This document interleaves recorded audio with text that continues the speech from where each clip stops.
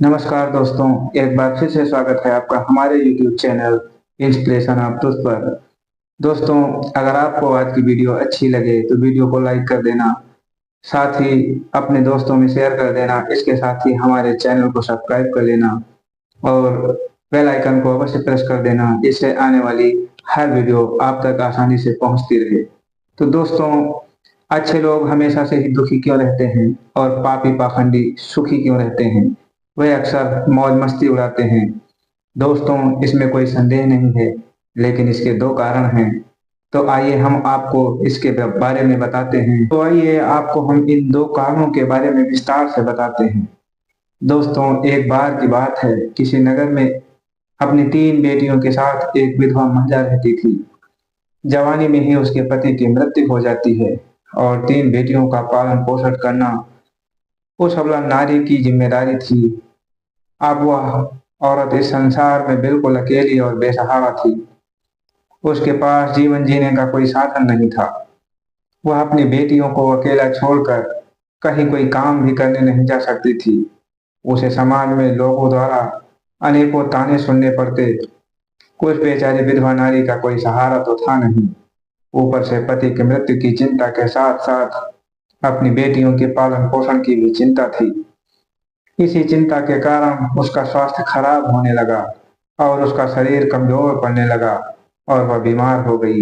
और एक दिन उसका अंत समय निकट आ गया।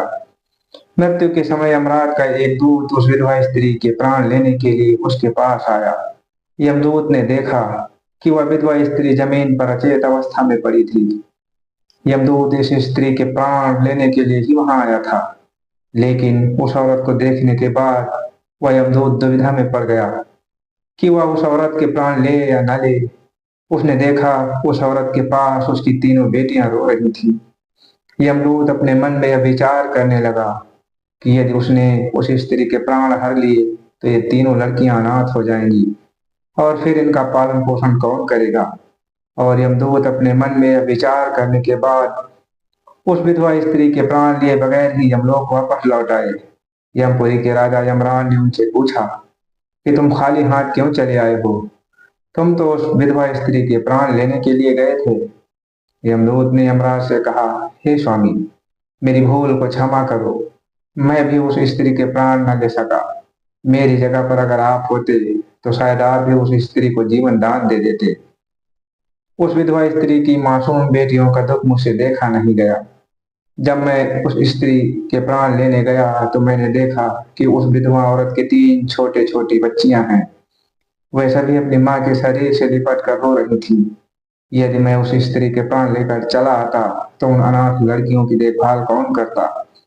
उन्हें भोजन कौन कराता? मृत्यु लोक में रहने वाले मनुष्य अत्यंत निष्ठुर और मतलबी हैं। कोई भी उनकी मदद नहीं करता। यमदूत आगे कहता है, हे धर्मराज, मेरी आपसे विनती है कि आप उस विधवा स्त्री को कुछ समय के लिए जीवन दान दें, ताकि वह अपने बच्चों को पाल पोस कर बड़ा कर सके। यमदूत की ऐसी बातों से क्रोधित होकर धर्मराज ने कहा, हे यमदूत, इस संसार के सभी प्राणियों की मृत्यु निश्चित समय पर ही होती है। न कोई किसी की आयु घटा सकता है और न कोई बढ़ा सकता है।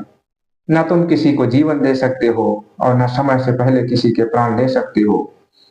जिसके भाग्य में जो लिखा होता है वही होता है। तुम किसी के भाग्य को बदल नहीं सकते। तुमने आज सृष्टि के नियमों का उल्लंघन किया है। तुमने बहुत बड़ा अपराध किया है, इसलिए तुम्हें इसका दंड अवश्य भोगना पड़ेगा। जाओ, अब तुम पृथ्वी लोक पर मनुष्य के रूप में जन्म लो और अपने द्वारा किए गए अपराध का दंड भोगो। फिर उस यमदूत ने कहा, हे प्रभु, धरती लोक पर मेरा उद्धार कब होगा और कैसे होगा?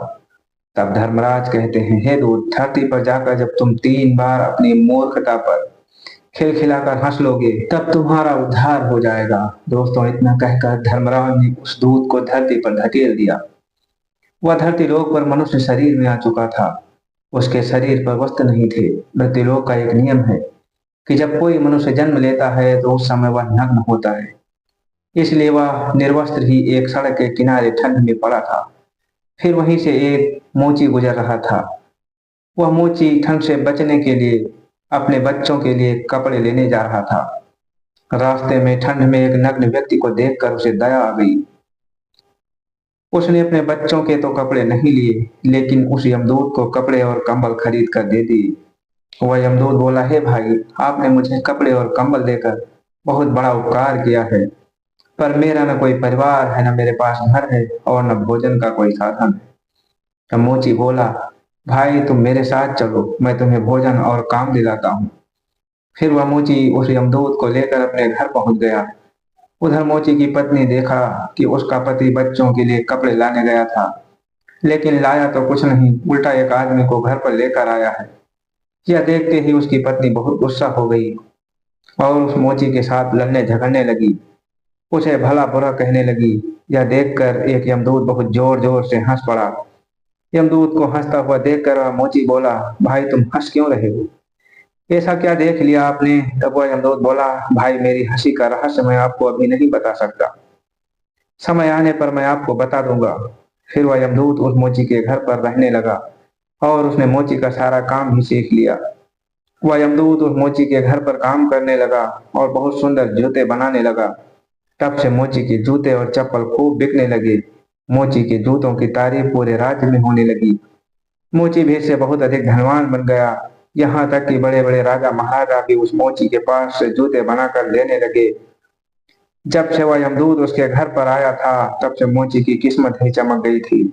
उसके घर में धन की कोई कमी नहीं रह गई थी।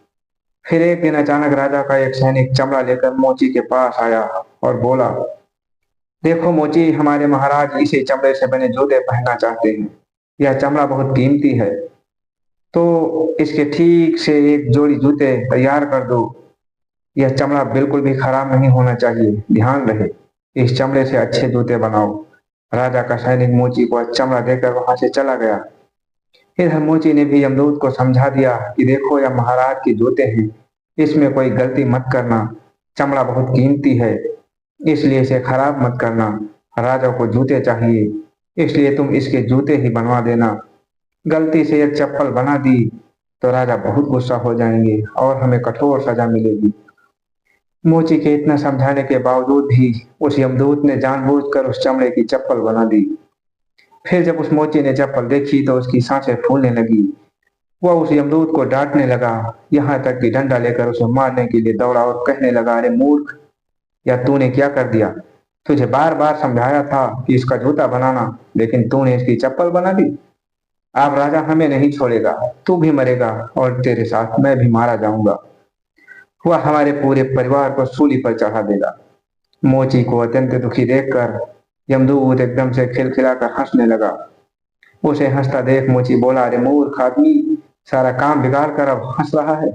तब यमदूत बोला, वह देखो, जूते लेने के लिए राजा का सैनिक आ रहा है। सैनिक को देखकर मोची के हाथ पैर फूल गए कि अब वह जूते मांगेगा तो मैं कहां से दूंगा। तब तक वह सैनिक पास में आ गया और बोला, हे मोची भाई, कल मैं जो तुम्हें चमड़ा दे गया था, उसके जूते मत बनाना, चप्पल बना देना, क्योंकि राजा साहब का देहांत हो गया है और यहाँ की यह प्रथा है कि मरने वाले व्यक्ति को चमड़े की चप्पल पहनाकर अंतिम क्रिया की जाती है। दोस्तों, सैनिक की बात सुनकर मोची को ऐसा लगा जैसे मरे हुए शरीर में प्राण फिर से आ गए हों। उसके हाथ से डंडा छूटकर जमीन पर गिर पड़ा और उसने यमदूत के पैर पकड़ लिए और उसे माफी मांगने लगा। यमदूत मोची की इस हरकत पर खूब जोर जोर से हंस रहा था। मोची ने पूछा, हे भाई, तुम क्यों हंस रहे हो? तब यमदूत बोला, हे भाई, समय आने पर मैं अपने हंसने का कारण बता दूंगा। फिर एक दिन के बाद मोची की दुकान पर तीन नौजवान लड़कियां एक बुढ़िया के साथ आई थी।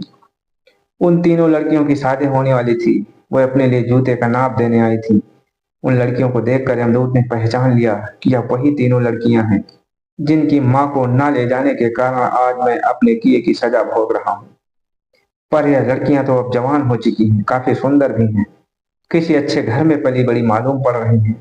तब यमदूत ने उस बुढ़िया से पूछा, हे माता, यह तीनों कन्या कौन है? उस बुढ़िया ने कहा, इनकी माँ बचपन में ही इन्हें छोड़कर चल बसी। इनका कोई सहारा नहीं था तो मैंने इन्हें अपने पास रख लिया। मेरे पास बहुत सारा धन है, पर दुर्भाग्य से मेरा कोई नहीं है, तो मैंने इन्हें अपने पास रख लिया, इन्हें पढ़ाया लिखाया, इनकी परवरिश की। आज बहुत ही ऊंचे घराने में इनका विवाह होने जा रहा है। लड़कियों का भाग्य देखकर यमदूत सोचने लगा कि परमात्मा जो करता है अच्छा ही करता है। यदि उस समय इनकी मां नहीं मरती तो यह तीनों भयानक गरीबी और भूख में पड़ी रहती। इनकी मां मरने से लड़कियां बहुत बड़े घर की बहुएं बनने जा रही हैं। और इस बुढ़िया की और फिर बुढ़िया बोली, ये मेरी करोड़ों की संपत्ति की मालकिन बनने जा रही हैं। बुढ़िया की इस बात को सुनकर यमदूत एक बार फिर से जोर जोर से हंसने लगा। उसको हंसता देखकर मोची बोला, हे भाई, अब तुम किस लिए हंस रहे हो? कृपया मुझे अपनी हंसी का रहस्य समझाओ। तब यमदूत बोला, हे भाई, मैं एक यमदूत हूँ। मुझे मेरी एक मूर्खतापूर्ण गलती के कारण यमराज ने मुझे श्राप दिया था, जिसके कारण मुझे धरती पर आना पड़ा। मोची बोला, वो कौन सा श्राप था जिसके कारण आपको इस धरती पर आना पड़ा? फिर यमदूत बोला कि ये जो तीनों लड़कियां अभी यहाँ आई थी, ये जब छोटी थी तो मैं इनकी माँ के प्राण लेने गया था। मैं इनकी गरीबी और बेबसी को देखकर मैंने इनकी माँ के प्राण नहीं लिए और वापस यमलोक चला गया। इसी कारण से यमराज मुझ पर बहुत क्रोधित हो गए और उन्होंने मुझे धरती पर भेज दिया था। मैं निर्वस्त्र एक सड़क के किनारे पड़ा हुआ था, तब मुझे आपने कपड़ा दिया, खाना दिया और रहने को घर दिया। यमदूत बोला, पहली बार मैं तब हंसा था जब तुम मुझे लेकर अपने घर पर आए थे और तुम्हारी पत्नी इसलिए तुमसे लड़ने लगी थी, तुम पर गुस्सा हो गई थी क्योंकि तुमने अपने बच्चों को कपड़ा लेकर नहीं दिया था। वो सारा धन तुमने मेरे ऊपर खर्च कर दिया था, मुझे कपड़े लेकर दिया था और अपने घर ले आए थे।